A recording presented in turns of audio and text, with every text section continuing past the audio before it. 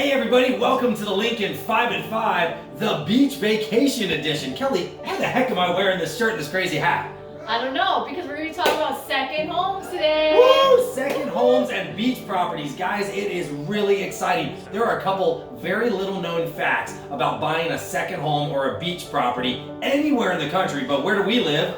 Florida, sunny Florida. Sunny free Florida over here. So if you want to come join us, how about you buy a second home instead of renting? I've got a great idea. Did you know with just 10% down, you can buy a second home? Okay, it could be a beach property, it could be a golf property. If you live out of the state, you can just buy a house in Florida. But let's say you live here, why not buy something on the beach? Okay, you can take cash out of your primary residence to be able to put down on a second home purchase as well. What else, Kelly? And the minimum credit score is 620 with the same rates as a primary. Isn't that awesome? That is incredible. So you can get the same rates under 3% for a second home as you can get on your primary residence. You know what else is cool? Most people don't know this, guys, but your second home, you can actually rent it out. That's right. The times that you're not using it during the year, as long as you don't give up full control, meaning as long as you don't put it on a 12-month lease, you can rent the property out and make income on that second home while you're up in snowy Michigan.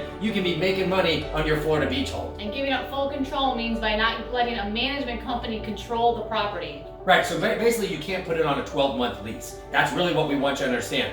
You actually can have a property manager, you can use VRBO, things like that, but you can't give it up on a 12-month lease. It has to stay under your control, which means weekly, monthly, 6-month rentals, not year-long rentals. Exactly. Also, the second home needs to be at least 50 miles away from your primary home, but it has to make sense.